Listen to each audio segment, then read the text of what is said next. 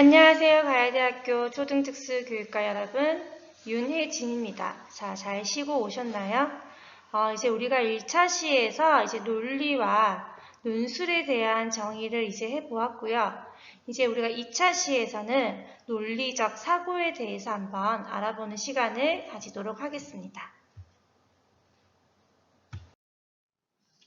자, 이제 우리가 논리적 사고에 대해서 여러분들과 한번 앞서서 우리가 논리가 어떤 것이다, 논술이 어떤 것이라는 걸 알아봤으니까 이제 논리적 사고는 또 어떤 부분인지 이제 한번 알아보도록 하겠습니다.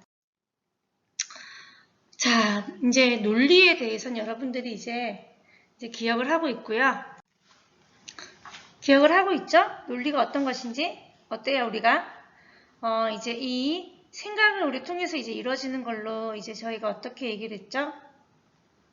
이제 이런 문제나 여러 가지 행위를 결정하기 위해서 이제 우리가 이 전제 조건을 명료하고 객관적이고 증거적인 내용으로 우리가 내리는 게 바로 논리라고 했어요.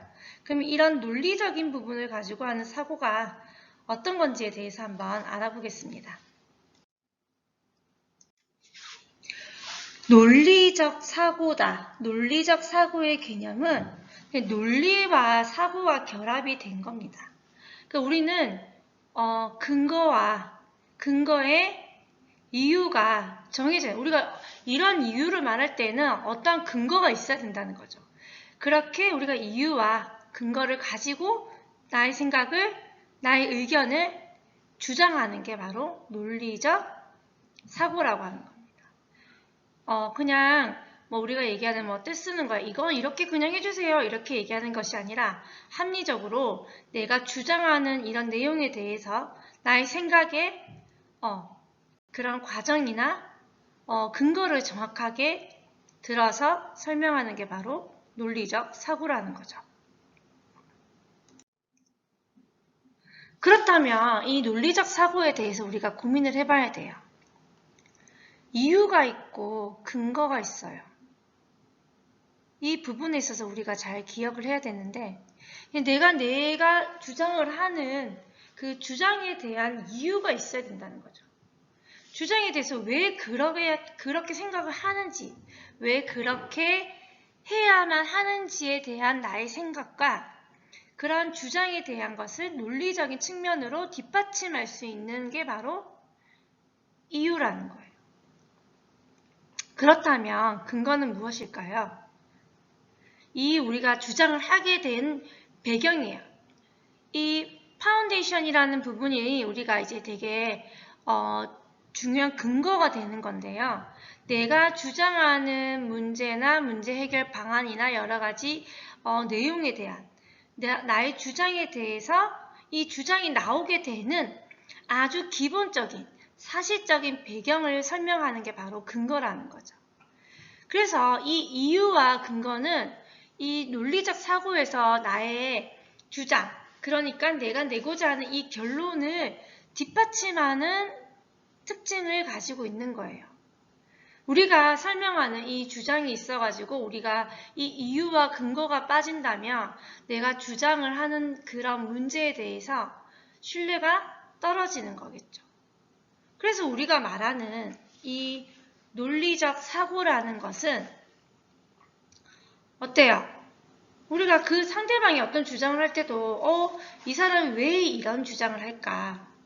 어떤 일 때문에 이런 거를 주장을 할까? 이런 부분 우리가 고민을 안 할 수가 없어요. 그게 바로 말 그대로 이유와 근거를 가지고 있다라는 거죠.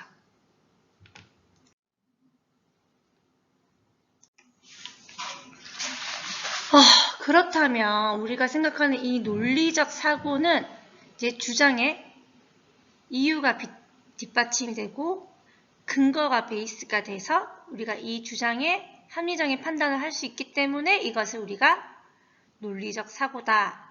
이 관계가 우리는 명확하게 다 있어야 된다라고 해서 이 그림을 여러분들이 보게 되면 논리적 사고에 대해서 아주 쉽게 생각할 수가 있어요. 그렇다면 우리가 한 문장을 만들어낼 수 있다는 거죠. 우리가 어떤 문장을 한번 만들어내 볼까요? 우리가 이제 특수교육에서 예를 들어서 나는 특수교육 대상자 아동들에게 개별화 교육이 필요하다라고 주장한다. 왜냐하면 특수교육 대상자 아동들은 각 개인이 가지고 있는 장애 영역이 매우 다양하고 또 그 장애의 영역 안에서도 아동들이 가지고 있는 장애의 정도가 아주 다양하기 때문에 나는 특수교육 대상자 아동들에게 개별화 교육이 필요하다라고 주장을 한다. 이런 특수교육 대상자 아동들에게 개별화 교육을 제공하는 것은 이 특수교육 대상자들의 기본교육 과정과 아동의 교육권을 지켜줘야 되는 장애인법에도 나와 있기 때문이다 라고 말할 수가 있어요. 그럼 어때요? 지금 우리가 이 세 가지가 다 들어갔죠? 주장에서도 특수교육 대상자 아동들에게 개별화 교육이 필요하다라고 주장을 해요. 근데 이유는 뭐죠? 아동의 장애 영역이나 장애 정도나 이런 게 아주 다양하기 때문에 일관성 있는 일률적인 교육 과정을 적용하기 아주 어렵다는 거죠.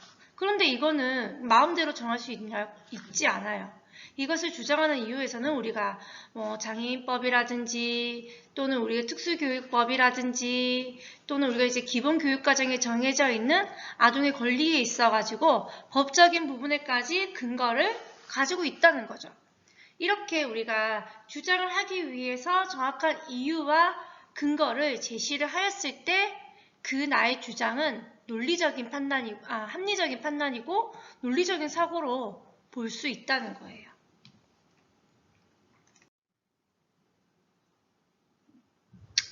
자, 이 부분에 있어서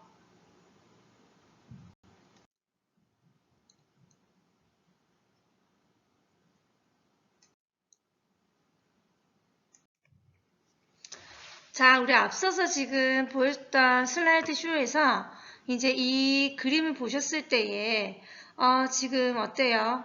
앞에 대화를 살펴보고 우리가 논리적인 사고를 활용해서 주장을 펼친다면 어떤 이제 이유를 할지 생각을 해보자고 했어요.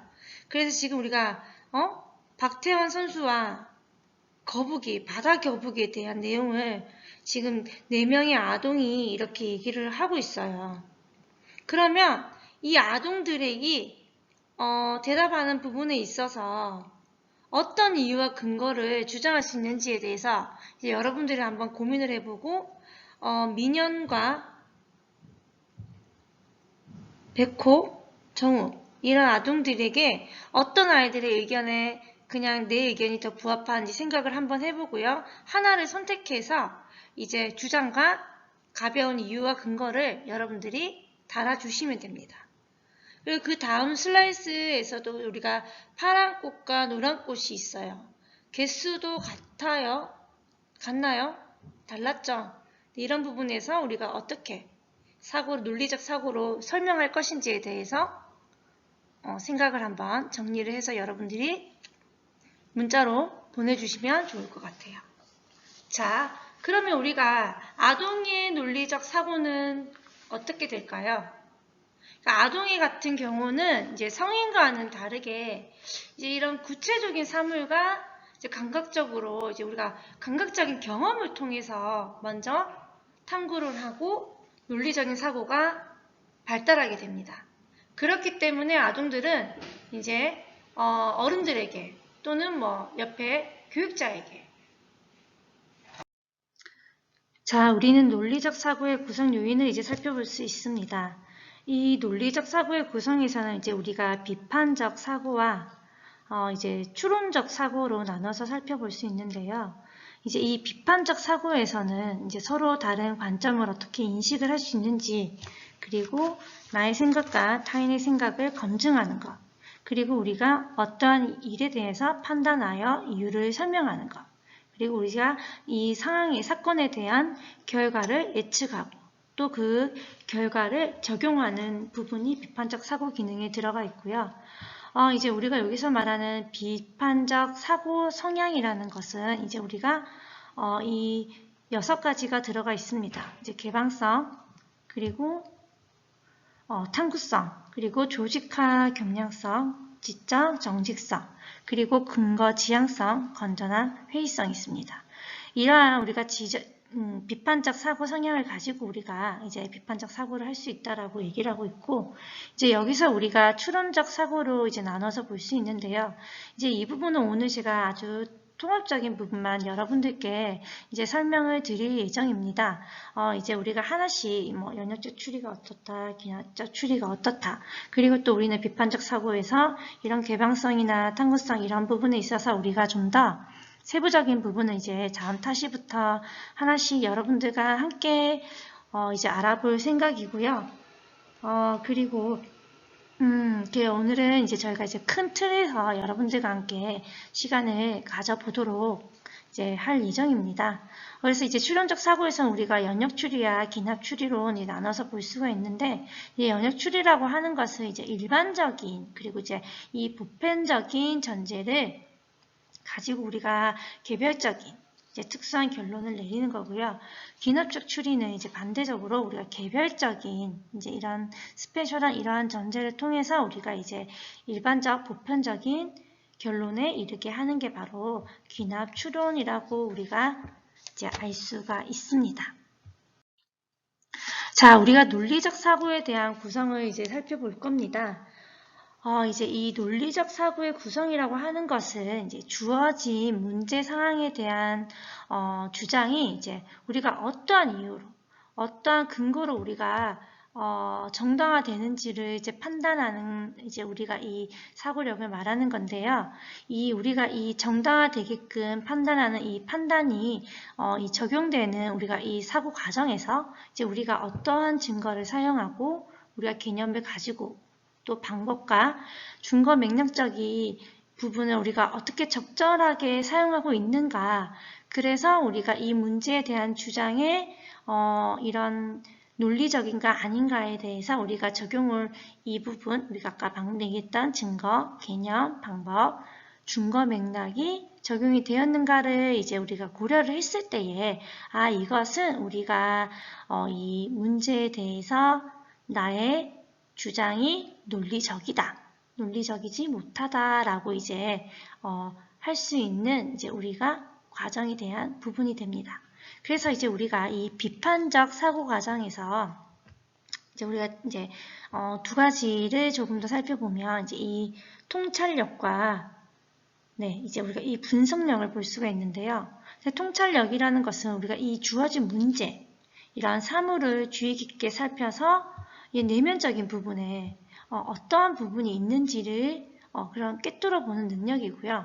이제 분석이란 것은 이제 이 원인을 파악하는 능력이에요. 이제 우리가 여러 가지 문제 사항에 대해서 이제 주장을 할 때에 그 문제 사항을 판단하는, 파악하는 능력에 따라서 우리가 정말로 중요하게 해결을 해야 되는 부분이 어떤 것인가를 다시 한번 생각을 할 수 있다는 겁니다.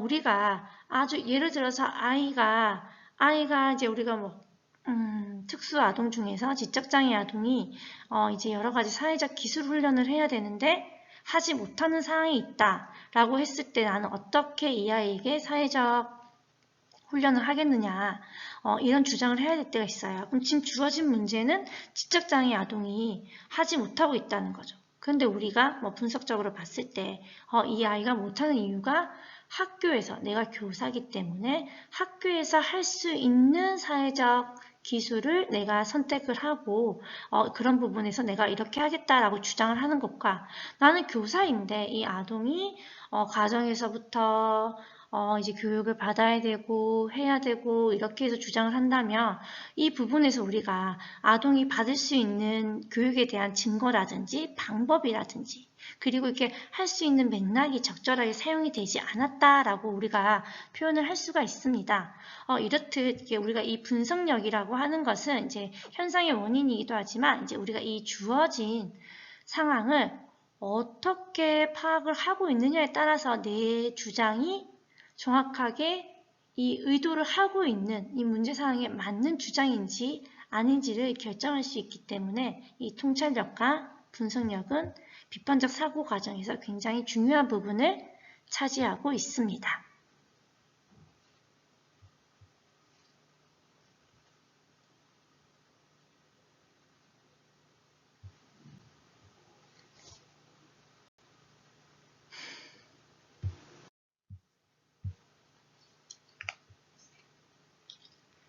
자, 그렇다면 이제 우리가 이렇게 논리적 사고에서 이제 이 비판적 사고에 대해서 이제 살펴볼 건데요. 이제 소크라테스가 했었던 질문이 있어요. 이 부분은 우리가 이제 뭐 생각을 되게 명료화 시키는 질문과 이제 이유와 증거를 탐색할 수 있는 질문이 있고, 또 우리가 이제 이 대안적인 게 어떤 게 있는가, 또 이러한 우리가 문제에 대한 주장이 어떠한 시사점과 결과를 이제 가지고 오는가, 또 우리가 그러면 그 질문에 대해서 우리가 어떻게 토의를 할 것인가에 대해서 우리가 이제 나눠서 살펴볼 수가 있어요. 그래서 우리가 이 범주에 맞춰서 이제 우리가 할 수 있는 질문과 그 질문에 대한 이제 방법들을 여러분들과 한번 살펴보겠습니다. 먼저 우리는 생각을 명료화시키는 질문에 대한 부분에서 할 수 있는데요. 이제 우리가 이 문제를 어떻게 좀 더 자세히 설명해 줄 수 있는지, 그리고 이 문제에서 중요한 의미의 뜻이 무엇인지, 그러면 그 부분에 있어서 우리는 어떠한 예를 들 수 있는지, 또 그것이 우리가 했던 그 문제를 해결하기 위한 주장이 그 문제에 어떤 도움이 될까, 그리고 또 어때요? 다른 사람에게도 질문이 있는지, 나의 주장에 대한 질문이 있는지를 이제 우리가 질문을 하면서 이 나의 문제에 대한 나의 주장의 생각을 명료화시킬 수가 있는 겁니다. 그래서 이 질문에 예에 들어있는 부분이 바로 우리는 설명하는 것, 그리고 나의 주장을 정의하는 것, 또 그리고 나의 주장에 대한 예를 드는 것, 그리고 또 지지하고 또 다른 사람의 의견까지 함께하는 탐구적인 게 바로 질문 방식 안에 들어가야 된다는 거죠. 그리고 우리가 이제 이유와 증거를 탐색하는 질문을 할 수가 있습니다. 이제 이 이유와 증거를 탐색하는 질문은 이제 바로 이 논증과 가정, 그리고 우리가 이유, 또 이 주장에 대한 증거, 그리고 반대, 이 주장에 대한 반대의 방향의 주장과 예에 대한 부분을 들 수가 있는데요. 이제 이런 부분을 우리가 바탕으로 할 수 있는 질문이 이제 왜 그렇게 라고 생각을 하는지, 또 이런 걸 어떻게 알았는지, 또 우리가 말하는 그 이유가 정확하게 뭐라고 생각을 하는 건지, 그리고 이제 증거가 있는지, 또는 반대의 예를 들어볼 수 있는지, 이제 이런 부분이 바로 우리가 내가 주장하는 그런 주장에 대한 이유와 증거를 탐색하는 질문에 속하는 겁니다.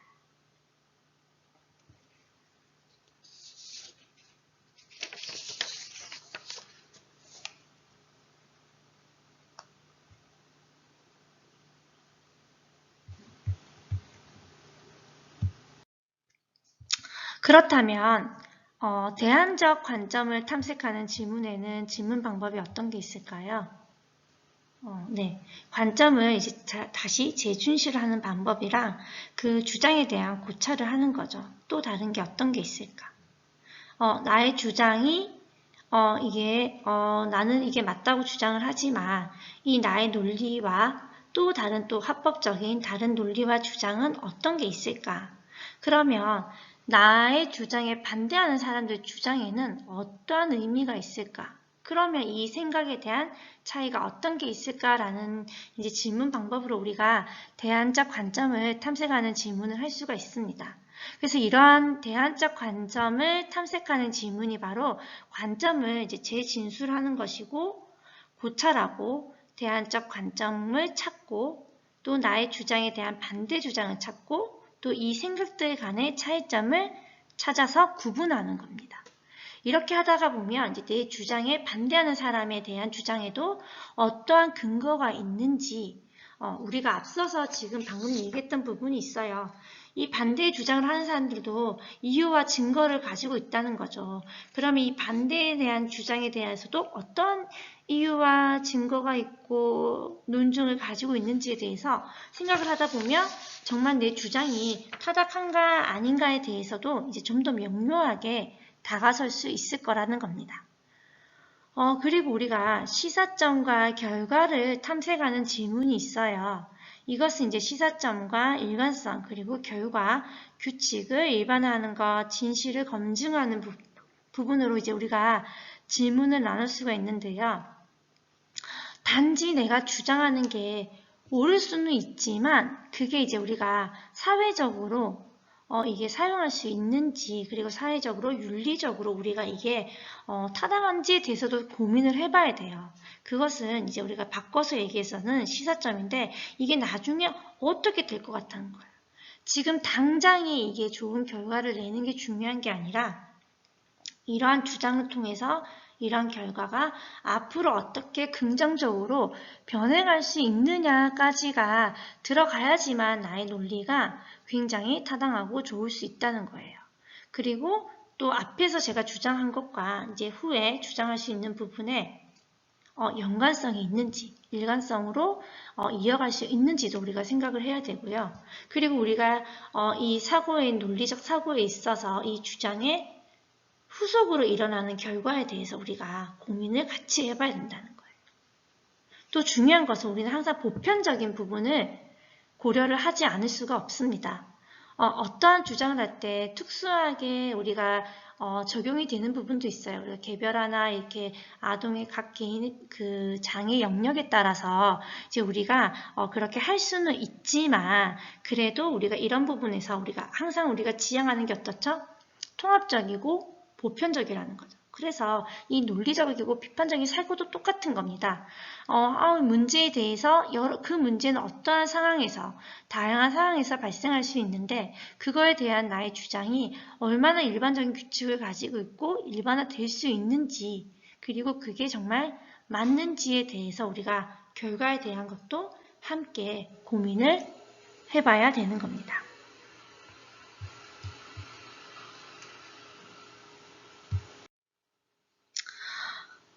그리고 이제 우리가 마지막으로 이제 그 질문에 대해서도 우리가 다시 한 번 더 질문을 하고 토의를 해봐야 되는 거예요. 이제 이렇게 우리가 이 문제 해결이나 문제 상황에 대한 주장을 하였고, 내가 그 주장에 대한 이제 비판적인 부분에 있어서 계속해서 내가, 나는 이제 생각을 명료화시키는 질문도 했고, 이유와 증거와 이런 부분을 탐색하는 질문도 했었고, 난 대안적인 관점도 찾아봤고, 결과에 대해서도 다 생각을 했어 라고 했지만, 이제 그렇다면 그 질문에 대해서 다시 한 번 더 우리는 질문하고 토의를 할 수 있어야 되는 겁니다. 그래서 이제 이 내리는 주장에 대해서 우리가 또 다른 질문이 있는지, 또 그 질문은 어떤 건지, 그리고 또 이 질문이 우리가 생각하지 못했던 결과를 다시 또 찾을 수도 있는 거예요. 여러 가지 상황을 발견할 수도 있는 거예요. 그렇기 때문에 그런 질문이 우리에게 도움이 되는 건지, 그리고 이제 제일 중요한 것은 이 모든 것을 우리가 이제 요약하고 결론을 내릴 수 있어야 된다는 거죠. 이렇게 했을 때 어때요? 이 결론이 바로 아주 비판적인 사고를 할 수 있는 내용이 된다는 겁니다.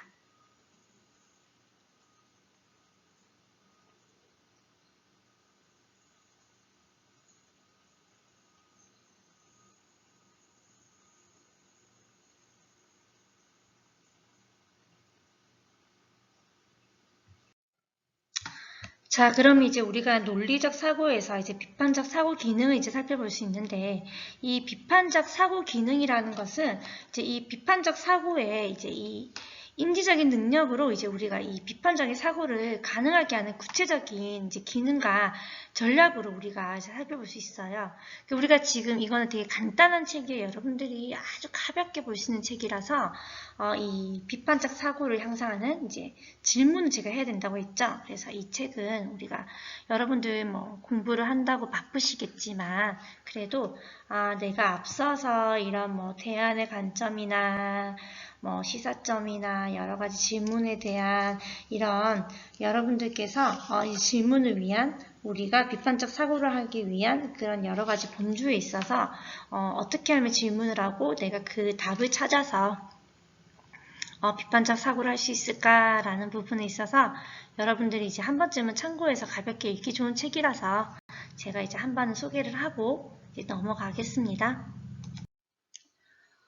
자, 그렇다면 우리가 이제 아동을 위한 이 비판적 사고에 대한 요소를 한번 또 살펴볼게요. 이제 우리가 이 아동을 위한 비판적 사고는 이제 우리가 서로 다른 관점을 인식하는 것과 이제 아동이 생각을 집중하는 것, 그리고 판단에서 이유를 말하는 것과 이제 우리가 결과를 예측하고 타인에게 이제 우리가 적용할 수 있는 기준을 먼저 나에게 이제 적용해 보는 부분으로 이제 나눠서 우리가 이제 살펴볼 수 있는데요. 이제 제일 처음에 이제 우리가 서로 다른 관점을 가지고 있다는 거죠. 아까 이 책에서도 그런 거예요. 이제 우리가 다른 사람의 입장이나 이해관계를 이제 고려한 다음에 타인의 관점에서 감정을 이입해서 이제 들어가 보는 거예요. 곰 3마리가 누군가 집에 왔다는 것을 알고 어땠을까? 또 왜 그랬을까? 이 금발머리가 곰 집에 들어왔을 때 우리가 어땠을까? 왜 그랬을까? 이런 부분에 대해서 우리가 이제 입장이 곰에 대한 입장도 있고 금발머리에 대한 입장이 있어요. 그리고 또 내가 이것을 바라보고 있는 3인칭인 내가 왜 그랬을까라고 고민을 해볼 수 있는 거죠. 그리고 이제 우리가 생각에 이제 집중을 하는 거예요. 생각과 행동이 기초하고 있는 이제 우리가 이 기본적인 과정을 이제 우리가 검토하고 이런 이유나 증거를 표현하도록 이제 할 수 있는 거죠. 왜 그랬을까? 왜 들어갔을까? 그렇죠? 그리고 이제 우리는 판단의 이유를 말할 수가 있습니다. 이 책에서 나와 있는 내용 중에서 이제 막 그 금발머리가 곰집에 들어가서 한 행동들이 있어요. 어떻게 행동들을 했어요? 막 밥을 먹고 마음대로 만지고 잠을 자고 막 했단 말이에요. 그죠? 맞아요? 그리고 나서 곰 침대에서 아무렇지도 않게 잤어요. 마음대로 먹고. 근데 이게 우리가 이제 여러 가지 부분에서 한 행동이 옳다고 생각을 하는 건지 아니면 아니라고 생각을 하는 건지 이제 그게 왜 그런지 이런 가치를 판단하고 이제 그거에 대해서 정당화시키는 것을 설명할 거예요. 그러면 이 금발머리가 하는 행동이 그럴 수 있다. 너무 내가 배가 고프고 또 뭐 눈앞에 있었고 뭐 먹으라고 한 사람은 없었지만 내가 이제 그렇게 너무 힘들었기 때문에 하나를 먹고 뭐 또 침대가 나한테 크기가 맞았기 때문에 나는 잠을 잘 수밖에 없었다. 뭐 침대에 잠을 잔다고 됐지 않느냐. 뭐 이렇게 여러 가지 부분에 있어서 옳다고 생각할 수도 있고 아니다. 그것은 잘못된 부분이다. 주인이 없는 집에 들어간 것도 잘못되었고 허락을 받지 않고 음식을 섭취를 하거나 남의 물건을 만지고 사용하는 것은 잘못된 것이다. 라고 나의 그 가치에 대해서 이제 우리가 어떻게 하면 그 판단한 거에 대한 이유를 설명을 할 수 있어야 된다는 겁니다. 이렇게 우리가 먼저 서로가 입장이 다른 관점에서 어떻게 생각을 할 건지에 대해서 살펴보고 또 이제 그 부분에서 왜 그랬는지에 대한 생각을 우리가 가지고 이제 거기에 대한 이제 우리가 문제에 대해서 생각을 집중을 했어요. 그리고 나서 이제 우리가 주장하는 부분에 대한 논리를, 그러니까 이유를 찾을 수 있게끔 하는 겁니다. 이제 그러고 나면 이제 나의 이 주장에 대한 결과를 예측할 수 있을 거예요. 그래서 이거는 이제 우리가 이 행동이나 이런 해결책에 대한 결과를 미리 이제 예측을 하고 탐색해서 보는 거예요. 그래서 이제 곰들이 뭐 어떻게 했을까? 기다리면 어떻게 했을까? 아니면 어떻게 했을까? 이런 부분에 대한 질문을 하게 되는 거고 이제 그럼으로써 우리가 나의 주장에 대해서 옳다, 그르다. 이것은 이런 부분에서 필요하다, 아니다라는 것을 다시 한번 생각을 할 수가 있습니다. 또 타인에게 적용하는 이제 기준을 나에게 이제 적용을 해보는 거죠. 만약에 내가 곰이었다면 또는 내가 금발머리였다면 어떻게 행동을 했었을까? 그리고 이렇게 했었어도 나는 뭐 곰이라면 이렇게 행동을 했을까? 이렇게 했었어도 금발머리라면 이렇게 했을까? 라고 이렇게 입장을 바꾸는 거겠죠. 그렇게 해서 이제 그런 타인이 이제 설명하는 반대적인 기준을 이제 나에게 적용을 해보고 그리고 나서 이제 우리가 내가 하고 있는 사고와 행동 안에 있는 혹시나 모순이나 일관되지 못하는 그런 부분을 찾아서 인정하는 부분은 인정을 하고 또 내가 생각했던 부분을 타인에게 적용을 했을 때 똑같다면 또 어때요? 아, 내가 생각하는 사고가 맞구나, 모순이었고 잘 되어 있구나, 또는 뭐 일관성을 가지고 규칙이 있을 것 같아. 일반화를 시킬 수 있을 것 같아 라고 또 이제 판단할 수 있는 기준이 될 수가 있는 거예요. 그래서 이제 우리가 항상 제일 중요한 것은 서로가 다른 관점을 먼저 인식할 수 있어야 돼요. 하나만 맞다라고 이제 할 수가 없어요. 이제 우리는 점점 다양하고, 우리가 논리를 할 때에도 무조건 A가 B고 B가 A고 A는 C고 C는 A고, 이게 정확하게 1 더하기 1은 2다 이렇게 해서 우리가 사고를 하는 건 아니라는 거죠. 수학 공식대로 풀어서 정답이 나오는 것처럼 비판적 사고는 하기가 굉장히 어려워요. 그렇기 때문에 우리가 이제 그 문제에 대한 다양한 비판적 사고를 서로 다른 관점에 대해서 먼저 인식하는 게 아주 중요한 것이고, 또 항상 그 포인트를 정확하게 잡는 게 중요하다는 거죠. 이제 그리고 항상 나의 주장에 대한 근거와 이런 이유는 명확하게 뒷받침이 되어야 된다는 것. 그리고 물론 내 주장이 맞고 정말 이게 일반화될 수 있지만, 또 다른 나의 반대되는 내용에서도 귀를 기울이고 또 그거에 대한 존중도 할 수 있는 그런 결과나 타인에 대한 배려도 함께 가지고 있어야지만, 이런 부분에 있어서 우리가 이게 정말 나는 비판적 사고, 논리적인 사고를 하고 있다라고 이제 주장을 할 수가 있습니다. 이것은 어때요? 나뿐만 아니라 내가 가르치는 아동에게도 또는 여러 상황에서도 적용이 될 수 있다는 부분이죠.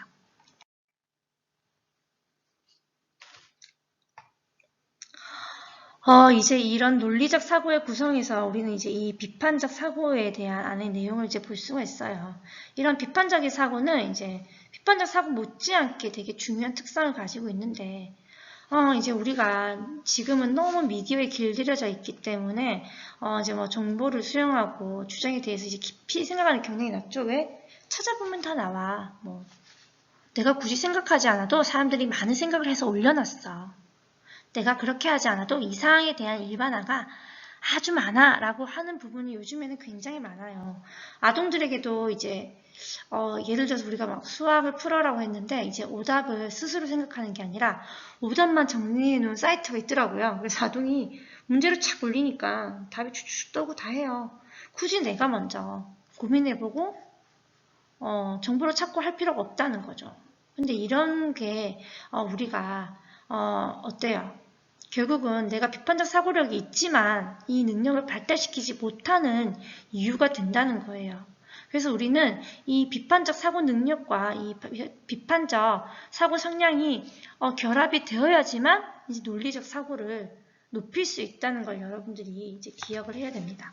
그러면 미디어에 있는 정보나 이런 부분이 보면 안 되나요? 이제 그렇진 않다는 거죠. 내가 이 미디어에 있는 그런 여러 가지 정보를 수용을 하겠지만, 그 수용이 얼마나 나의 주장에 근거가 될 수가 있고, 또 반대 주장에도 어떻게 근거가 될 수 있는지에 대해서 깊이 생각을 해야 된다는 거예요. 그런데 이 사람이 이 말을 했어. 이 사람 굉장히 유명한 사람이야. 이 사람은 아는 게 많아.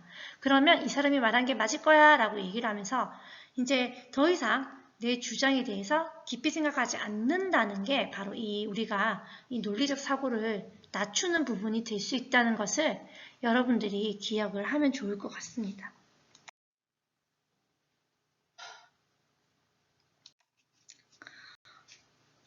자, 그렇다면 우리가 말하는 이제 비판적인 성향에 대한 정의를 한번 보는 거죠.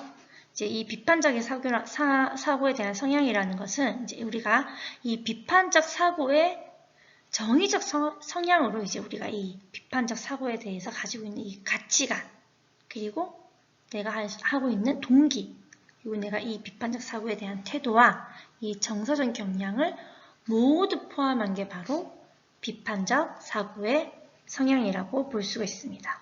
그러면 이제 우리는 이제 비판적 사고 성향에 대해서 어떠한 범주, 우리 앞서서 제가 쭉 한번 열거했었는데 여러분들이 기억하는지 모르겠어요. 그래서 이제 이 범주에 대해서 이제 세부적인 개념을 이제 좀 더 알아보겠습니다. 이제 우리가 앞서서 6가지 비판적 사고의 성향을 한번 봤었어요. 그래서 우리가 이 비판적 사고 성향을 이제 우리가 개방성, 탐구성, 그리고 뭐 조직화 경향성, 지적, 정직성, 근거 지향성, 그리고 이 건전한 회의성으로 범주를 나눠서 이제 살펴봤는데, 이제 이 범주에 따른 이제 정의를 여러분들이 이제 기억을 하고 있으면 좋을 것 같습니다. 이제 이 개방성이라는 것 자체가 이제 나의 생각과 사고를 연다는 거예요. 그래서 이제 이 타인의 의견에 이제 귀를 기울이고 또 타인과 자기에게 같은 기준으로 타인의 생각을 수용하고 적용하는 태도가 바로 개방성이고요.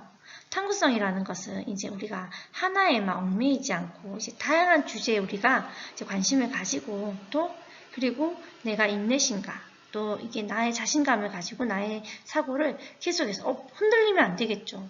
여러 가지 주제가 있고 하지만 이게 또 맞나? 저것도 맞나? 이렇게 하는 게 아니라 그런 것보다는 이제 다양한 주제에 관심을 가지고 사람들의 이제 의견을 듣지만 이제 자신의 사고를 계속해서 이어나갈 수 있어야 된다는 거예요.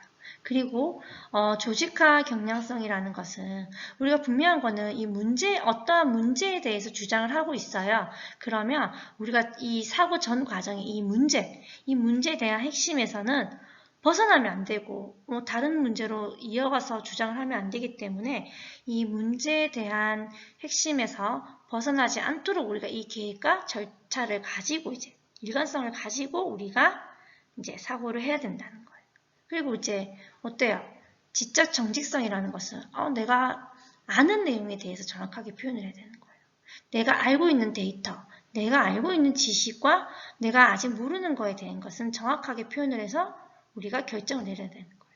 내가 알지 못하는데 이거 알고 있어요 라고 했을 때 오류가 생길 수 있다는 거죠.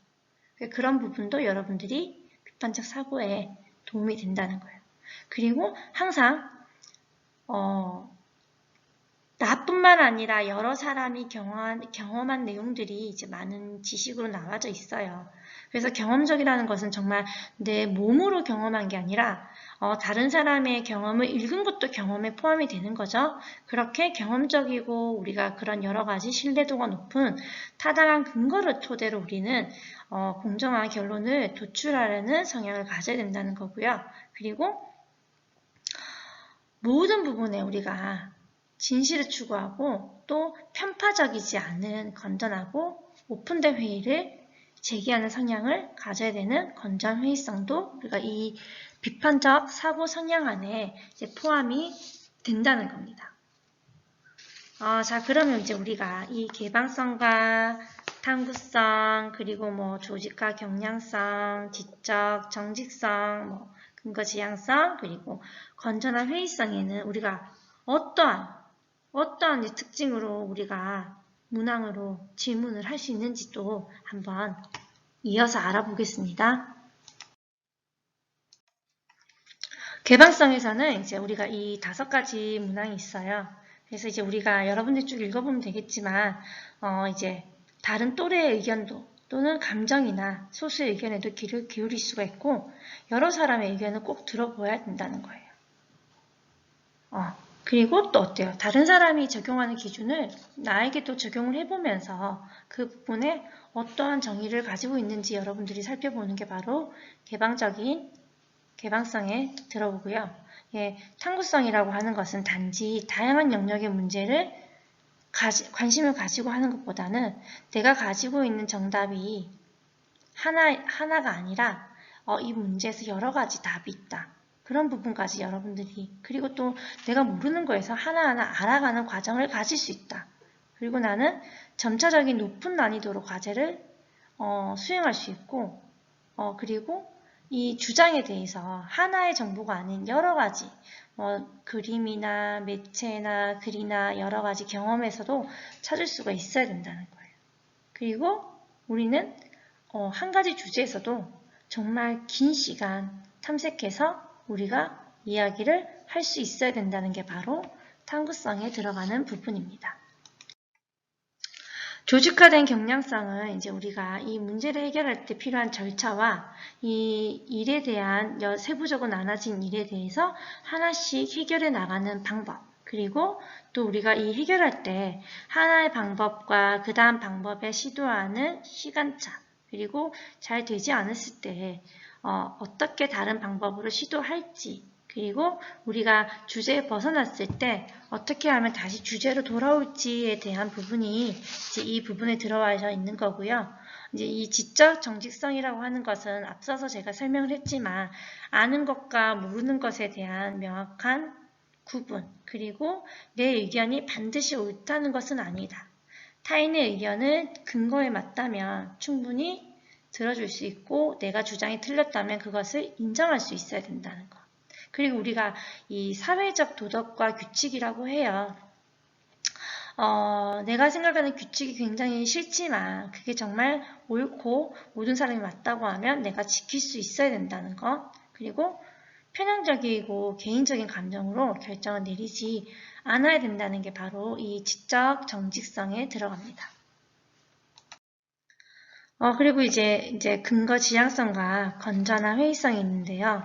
이제 우리가 이유에 대한 근거, 주장에 대한 근거를 가지고 있어야 된다는 것과 그리고 우리가 어때요? 근거가 충분히 확보될 때까지는 어때요?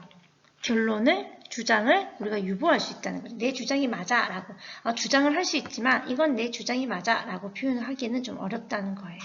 그래서 이런 부분에서 이제 여러분들이 이제 우리가 지금 이 6가지 부분에 있어가지고 이제 고민을 해봤어요. 이제 이 비판적 사고 성향을 가지는 뭐 아동의 범주라고 했지만 이거는 이제 우리들이 해야 될 비판적 사고 성향도 같이 포괄적으로 포함이 되어 있는 부분이기 때문에 여러분들이 이런 성향에 따라서 내가 문제에 대한 주장을 하고 있는지 어떠한지 이런 부분에 대해서 다시 생각해보는 시간을 가지는 게 맞다고 생각합니다.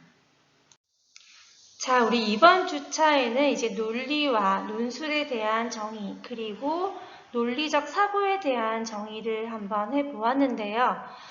이제 우리가 교사의 입장에서 하는 논리적 사고도 중요하지만, 이제 우리가 아동에게 어떻게 하면 논리적 사고를 적용할 수가 있는지, 아동의 논리적 사고를 키워줄 수 있는지에 대한 키워드도 이제 함께 알아보는 시간이었습니다.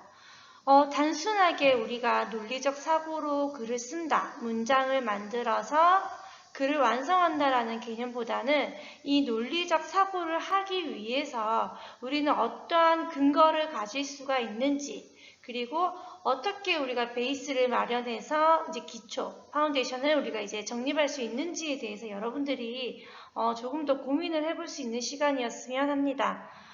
지금 앞서서 여러 가지 우리가 추론 방법이나 이런 생각하는 방법에 있어서 또 많이 이제 학습을 했고 아동의 논리적 사고를 위한 우리 체크리스트도 함께 이제 살펴보았는데요.